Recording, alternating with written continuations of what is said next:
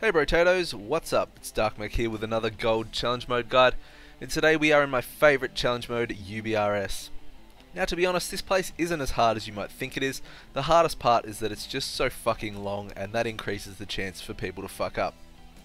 Now the hardest part, however, is probably this first level you're going to deal with. There are 7 packs in total here, and what we do in this first section is we grab the first 3, the left room, the middle pack, and the right room. We drag it all into the right room and we smash it on down. Now the mobs you need to be aware of on this first level are the Berserkers. They have a cleaving dot with a massive range, and it also does massive damage, so try and face them away from your party and don't run them over the top of people. Another mob in these packs to watch out for are the Warcasters. Now they will cast a thing called Shrapnel Storm. It's a purple circle on the ground that will get smaller and smaller. Once it closes, it will deal an arse ton of damage if you are standing in it, and it will nearly probably one-shot you. The Grunts also drop banners. It's a red circle that will expand out. If it crosses mobs, it will pull them to you if you don't kill the banners, and as you can see, we were killing the banners. And the last mob to mention, which is probably one of the most important, are the Lead Belchers. Now they will run to activate cannons. The cannons have 1,000,000 HP and they do a shit ton of damage to you, so you want to avoid letting them be armed. So stuns, bindings, asphyxiates, grips, leg sweeps, anything you've got to prevent them from getting to those cannons. So once that room is down, we're going to move up to the second level and pull these 2 rooms together with the pat. Now without a DK grip, I was trying to use a statue there to line of sight them across the into the room as such and get them as bunched up as possible. You need to watch out for the wargs. They'll cast an ability called Mauling. There'll be a grey area in front of them. It is a frontal cone and you don't want to be standing in it as it does a lot of damage. The wargs also have an enrage that you can trank off if you have a spare GCD. Now once the pat and those 2 rooms are clear, we are going to run out and reset the cannons. As you can see, the Lead Belchers managed to get 2 cannons activated there, and seeing as they've got so much HP, we can't waste the time killing them. So run out, make sure everyone's out, run back in, and the cannons will have been reset. Hunters can feign death, and that will work also for them. So once we've done this, we're going to zone back in and make a dash for the last room. Again here, there are no new mobs for you to deal with. It's the same as what we've been dealing with in the previous packs, but because you're only pulling 1 pack, you really shouldn't have any issues. You just want to make sure again that you're avoiding the Shrapnel Storm, you're watching the Lead Belcher and the cannon, and you are also watching the warg and where it casts its maul. As you can see, this there's a little bit more room to see on here. You can see the banner going off there and that red circle I was talking about. You can also see that grey patch in front of the warg there where it's going to maul. It is really easy to avoid, and you really shouldn't ever be getting hit by that.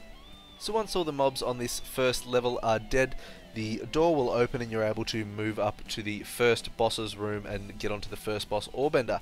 Now to activate the boss, you need to deactivate all the lightning traps that are around the room. So what you do is you have your tank pick up the adds, don't waste time DPSing them, have your tank pick up the adds, have your DPS run around and deactivate all the traps, and then drag the adds up onto the boss and get onto him straight away. Now a nice little trick you can do here is have all your range stand on the corners of the platform. Now the reason we do this is when Orbender casts his Shrapnel Nova, none of our range actually get hit with it. You can see it here and no one takes any damage. This is because we're all standing in the corner, or all the range is standing in the corner. So it just means our healer doesn't have to put up with that damage or deal with it, and we don't have to waste any mana on it. Now the key to this boss is assigning your trap sides and getting quick transitions in. So as you can see, the boss casts a thing called Power Conduit. It's a shield that goes over him and it activates the lightning traps around the edge of the room. Now each phase will activate more and more traps. So he casts the Power Conduit at 75%, 50% and 25%. In order to get the shield down, you have to deactivate the traps around the room. So as you can see, I've got the back side of the room here. Jai has the back corner where I am and a bit of the entrance side. Not Drama has the entrance side and a bit of the back corner. And Neo has a bit of the back side and the entrance to the next boss's room side, I suppose you can say, if you follow that. You want to have it worked out so you can get really quick transitions in and get back to DPSing the boss. So anything you can use to make it quicker. Monks, we can use Transcendence to get back up. Hunters can disengage back up. Rogues can Shadow Step. Warlocks can Portal. DKs can use AMS and run through everything. You want to use as much as you can to make this as quick as you can to get these phases done. Be aware, if you do get stuck down there, you can just run in between the lightning balls. You really don't want to let the balls hit you though. They do a fuck ton of damage. So we want to get Orbender down as quick as we can. We didn't waste hero on him. We found that Kyrak is a much better place to use your heroism. Your DPS doesn't get interrupted, and that boss does have a shitload of HP and can be a lot harder to get through quickly. So once Orbender's down, we're going to get into the Rookery and we're going to get onto this first pack here. So this first pack will consist of an Engineer, a Alchemist and a Monstrosity. What you want to do is focus down the Alchemist ASAP. The reason being, the Alchemist casts a thing called Rejuvenating Serum. You can interrupt it with a stun. It is a powerful heal over time, so you want to dispel it off straight away. So DKs with your Icy Touch, Hunters, Priests, etc. The Engineer will cast a thing called Debilitating Ray. You want to interrupt this or it can cause real problems for your tank when they're trying to move. And the Monstrosity will cast a thing called Eruption, which is right here. It's a giant line of fire, and if you stand in it you will become disorientated. So we get the first Alchemist down there in that first pack and we drag it into the second pack, which is identical. As you can see through these, the Debilitating Ray can be a real CE next Tuesday, so you want to get some kind of interrupt into this if you can. Frag belt, grenades, anything you can use to interrupt it, stuns, etc. So what we're going to do is we're going to finish this pack off. The Monstrosities really aren't too bad in terms of damage. You just really want to make sure that you're avoiding that eruption. If you do get stunned, it's not the end of the world. You can still recover, but it's obviously ideally you do not want to get stunned. So we're going to finish this last one up, and then we're going to mana up and we are going to pull Kyrak. Now, as I mentioned, we use our heroism on Kyrak. The reason being is that the 2 adds with Kyrak in challenge mode do quite a bit of damage, and we're trying to lighten that load on our healer as quickly as we can. So as you can see, we've started off tunneling the left ad, we've popped hero, we've pre-potted and away we go. Now there's, I actually get clipped by an eruption here. I'm going to blame that on the frost trap for no reason under the ads there. I honestly could not see. But in a minute it becomes my own fault and I do get hit by an eruption just by leaving my strafe too late. So learn from me, guys. As soon as that eruption comes up, GTFO. As I said before though, if you do get stunned, it's not the end of the world. It's far from ideal, but we still do manage to recover, which is full credit to Trell there in regards to keeping me up. Now Kyrak will cast a few abilities. One will be Debilitating Fixation. You want to make sure that you're interrupting this. I just assign myself to it as my interrupt, or any interrupt will be up pretty much every time he casts it, and it lets my DPS just focus on doing DPS and not worrying about that. Kyrak will also cast Rejuvenating Serum, does the same thing as it did on the Alchemist. You want to make sure that you're dispelling this ASAP. DK's Icy Touch, everything we went through before, you want to make sure that you're getting that off Kyrak. You don't want to be wasting any more time. Kyrak will also cast another thing on a random player called Slave of Toxic Fumes. Now what this does, it will deal damage from that player to other players nearby. So if you get it, you either want to dispel it. For monks you can detox it, or you want to, if you're a Thorin Oakenshield, you can also stoneform it. But if you don't have a way to get it off, you can see it's on Trell there and it is just pulsing at that orange shit. Just move away from people and you'll be fine. The other thing you'll be able to see that Kyrak's been doing throughout this whole fight is spewing out the green pools of Vile Blood Serum. You don't want to stand in them, it's pretty much that simple. They don't do a great deal of damage, but again, we're trying to reduce any incoming damage that's unnecessary on us. So once Kyrak is down, you're going to want to start moving up the ramp and to the far door. Now time-wise, you want to be around 16 minutes at this point for your gold timer. Now I'm going to go ahead, I'm going to go up this ramp and I'm going to pull the corner to the mobs to the left, and I'm going to come down in here and use the corner to line of sight them. Now this pool is going to have 3 veterans and an elite in it. The elite will do a charge. The charge does a lot of damage and will knock players far away. An easy way to not let this charge happen is to stay at close range if you are ranged. If you're in melee range, that charge will never go off and you'll be fine. The elite will also cast a fear, and you want to make sure that you're interrupting that for obvious reasons. The veterans will cast a thing called Shield Slam, and once that cast goes up, your tank can easily just sidestep it or outrange it. As DPS, you obviously want to be mindful of that too, that you're not standing in front of that Shield Slam.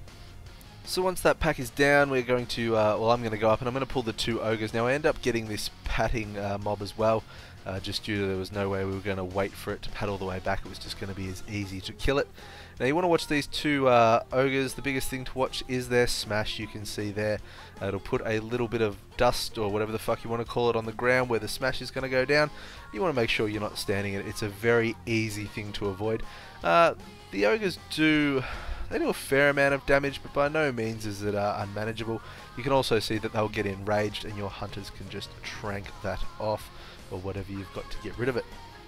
I should probably mention as well, some groups will actually invis. They'll pull that first pack that we pulled inside the door, and then they'll actually invis past these two ogres and the padding one, and they'll go up to the balcony. If you've got a rogue in your group, what you'd do is you'd pull those two ogres and then you would stealth from here up to the balcony. But because we didn't have that and we were kind of doing this on the fly, this is just the way we ended up doing it. Now we didn't mean to pull this third ogre here, but we have, so it's not a big deal if you do. Pull it up to the balcony and kill it up on the balcony. Now this balcony will have 4 mobs up on it. It'll have a Dreadweaver, which does a Shadow Bolt volley that you really want to make sure you're interrupting. A Summoner, you obviously want to interrupt the summon. It'll also Ice Nova people, and there'll be 2 Veterans up here as well.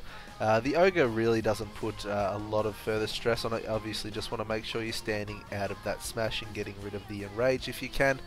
We actually end up killing 2 extra mobs in this zone due to the pad I got when I pulled the 2 ogres before, and then this third padding ogre here actually puts us 2 over. So obviously not meant to pull them, but if you get unlucky with pats or you just accidentally pull something, you've just got to deal with it. So once that's done, I'm going to jump down and we're going to start the third boss. Now Brewmasters, you want to put your statue at the front of the gate.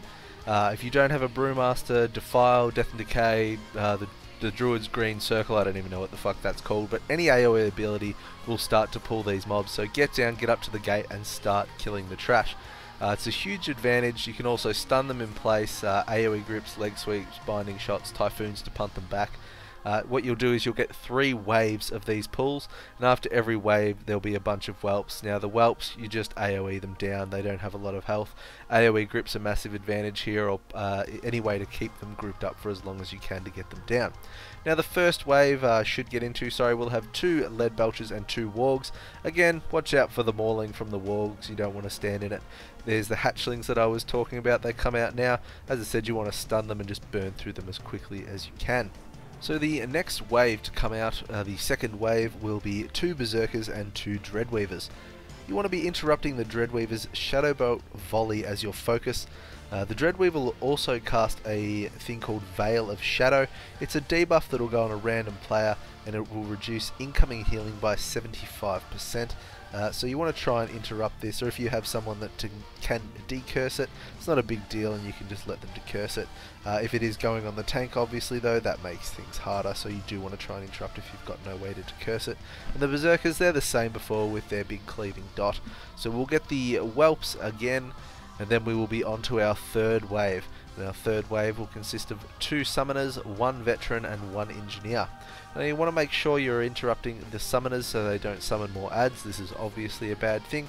The Engineer will still cast its debilitating pain in the ass ray. You want to make sure you're interrupting this. And the Veteran will do his Shield Slam, which is the exact same mechanic as before. You just want to strafe out of the way or just not be in front of him. So once you've got through your 3 waves of the gauntlet, the Sky Reaver will come out and do a lap of the room. Now you should know you can DPS him while he's behind that gate and while he's flying around the room, so make sure you take full advantage of that. The big thing to watch out for is when the Sky Reaver lands, it will cast a big ass fire breath that you don't want to be standing in. You don't want to be standing in front of it either, as it has a bigger range than it appears.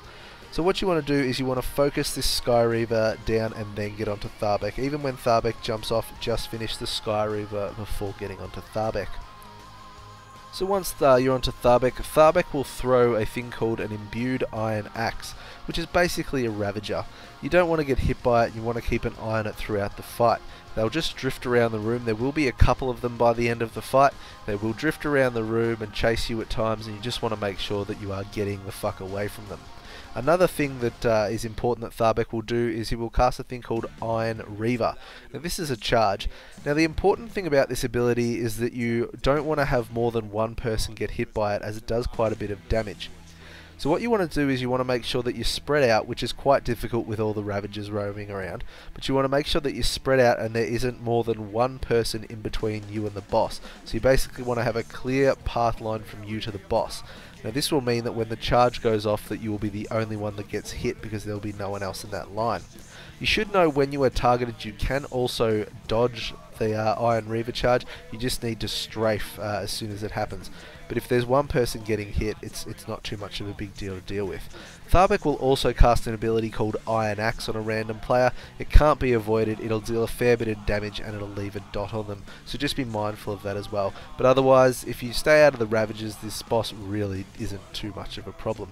So we kill him up by the door so we can get out and get up the ramp. Our healer can get a quick drink in and we can get on to the next pack. Now this pack has an Ogre, a Lead Belcher, a Berserker and a Warg in it.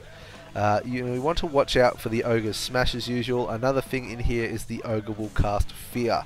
Now range, you can actually outrange the Fear and just not have to worry about it, so you can continue doing your DPS. What we want to do is focus down the Ogre ASAP and just cleave off everything else. Again, making sure we're not standing in the Warg's maul. You've all seen the mobs before, the only new thing is this Fear that'll be added from the Ogre. So once we've got this pack down, which we've nearly finished, we are going to move down the ramp and onto probably the second hardest pull in this instance. It's where things can certainly go wrong again. So this pack has one Ogre and 3 Drake Keepers in it. We also, once they get a little bit low, we add the other 2 Ogres over by the door to the next boss. We add them into it, which means that we've got 3 Ogres casting Fear, which certainly can get really hairy. But again, you want to make sure that your range are outranging it so they're not having to worry about it and they're able to continue DPSing and get them down quickly. Now, as you can see, the Drake Keepers will try and run to the 3 traps in the room.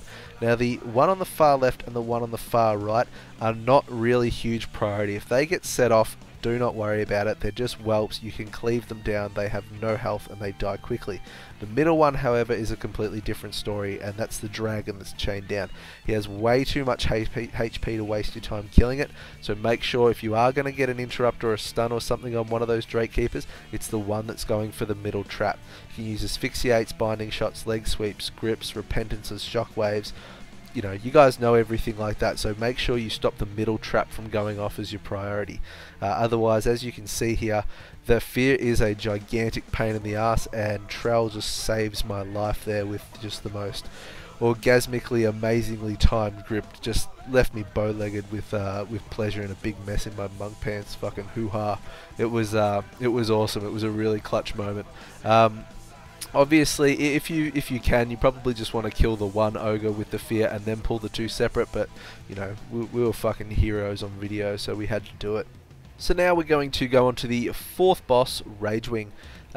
Just an FYI guys, you do not want to pot during this boss. A pre-pot is fine, but we're going to invis after it, so make sure that you do not use a pot in the middle of this boss or you will fuck your shit up. For this boss, you want your range to start off standing at the edge of the bridge, or at least on the back row of the stones here. You can see the bridge kind of divided into a front and back. Make sure they're on the back. The reason for this is the first thing the Ragewing is going to do, he's going to cast a pool of fire with magma spit under a ranged target, and we want to make sure that when we're running from the engulfing fire, his breath here, that we don't have to run over them. So once that first pool has been cast, make sure you move into the middle, and that way when the breath comes you can decide which way you've got to run, and you've got the option to start from the middle rather than if you've got to run to the right and you're all the way over the left side. So at 70%, Ragewing is going to fly away and summon these whelps. Easiest thing to do, stack up in the middle, AoE down the whelps. The red circles don't do that much damage. If there's an easy one to dodge, do dodge it, but otherwise your healer can just AoE heal you through this phase, and it's easy. So again, the same thing's going to happen. Ragewing comes back, get your melee out. We've got 2 magma spits now, you can see on the back row. Magma spits down, we move to the middle, the engulfing fire comes, and we all run across. Now monks, you can just use Transcendence to make this easy. DKs, you can just stand there and AMS through it, you don't have to go anywhere and you won't get disorientated. Warlocks, use your portal, you guys know the drill. So at 40%, Ragewing, I should say, is going to fly off again, and you are going to get the second lot of whelps. Again, same thing, stack up. If you can move from a red circle, do, but don't be too stressed about it. Your healers shouldn't have any trouble in keeping you up from this. So once we've got through this second phase of whelps, the boss is going to land on the bridge. Now range, you still need to be mindful and aware of these magma spits as they will continue to be cast. The boss will also stack an enrage buff which you can trank shot or soothe etc. off him. So you really shouldn't have too many issues on this boss. If you do, you're doing something horribly wrong. And again, if you don't have a rogue in your group, make sure that you're not potting in the middle of this boss. We need to invis after it. If you do have a rogue in your group, you can go ham because you'll just AoE stealth through the last room, but because we don't, make sure you don't pot in the middle of this boss. So we've almost got him down. I've kind of run out of things to say on Ragewing. He is pretty simple boss. So you can see there is a debuff on me at the moment. It's about to drop off. As a tank, you need to look at that before you invis, because if that debuff is on you when you invis, you will come out of invis and you will have wasted 20 minutes of everybody's life. So pop your invis pot and run all the way through this last room, and we are going to come out on the bridge and pull the last two padding mobs, the Rage Guards. You can get onto the boss's platform and skip them, however they will still pull through the boss fight. We have done it before where we've dragged the Rage Guards onto the boss. I found on the Monk though that the damage from these guys was quite high. We actually pull them out of sync too. If you pull them in sync, their shockwaves will line up. Here I get hit and have to use a Nimble Brew to get out of one. So if they're out of sync, you probably want to get one down before the other so you can have an easier time dodging the shockwaves. The damage they do is quite intense, so you want to outrange it or get away from it however you can. Especially once you've spent 20 minutes in here, the last thing you want to do is take a chance and wipe. This is the hardest thing about this place, is that it is so long, and to get here and wipe is just heartbreaking. So we're going to get this last Rage Guard down, and we're going to have about 3 minutes 30 to get Warlord down, which is just a shitload of time. We're well and truly fine here. So now we're going to go and pull Warlord Zayla. This boss is exactly the same as the heroic version. You just want to make sure that you are avoiding the Black Iron Cyclone that she'll cast. It's a bro storm that will fixate on someone and chase them for a few seconds. You don't want to stand in it, it does a lot of damage. You want to kite it away. That's about all you've got to contend with in this first phase here. Now we blew hero in this first phase. I really wanted to save it till after the ads were done to push through that last phase quicker. But we weren't going to have a discussion about it. I just folded to peer pressure and hit heroism. At 60%, Zayla is going to jump on a Drake and 3 ads are going to come down, 3 Worm Riders. Now, what you want to do is you want to make sure that you are not standing near the edges with these ads, as the Worm Riders will punch you and they can punch you off the platform. Another thing that's going to come into the mix here, as you can see, is the Drakes are now going to breathe fire across the platform. Now this is a really easy mechanic to get your head around. You just need to watch them. Now I know that's kind of like no shit, but they come in a pattern. The Drakes go top, right, top, right. You get where I'm going here. There's one at the top, the next one's coming at the right. There's one at the right, the next one's coming from the top of the platform. They'll also never breathe fire in the same place. So if the top one came in the middle, the next time the top one comes back, it's not going to go in the middle either. And as I said, the biggest thing is if you watch them, just make sure that you're not standing in fire and you're not getting punted off the edge. If you get punted off the edge here, your group is going to fucking hate you, or you are going to be the Samwise Gamgee of your group, and everybody fucking hates Sam. So really, really watch that. You've got to be extremely careful. Now after 40 seconds, Warlord is going to drop back onto the platform, and you're just going to finish her off and not stand in the fire. This last phase is really just about keeping it together and not standing in the fire. You want to continually to move away from the bro storm, not be hit with it, not run through fire. It's just a test to just keep it together, because I have been here where it's come unstuck on this phase before, and it's fucking horrible. It's a long time, and that is the hardest part about UBRS. So that's pretty much it, guys. We are going to finish this challenge mode with about 1 minute and 2 seconds left.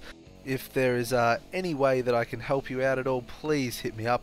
Thank you very much for listening to me talk for 24 minutes. It is a fucking long time to talk. And I wish you guys all the best with this. Good luck, and thanks for watching.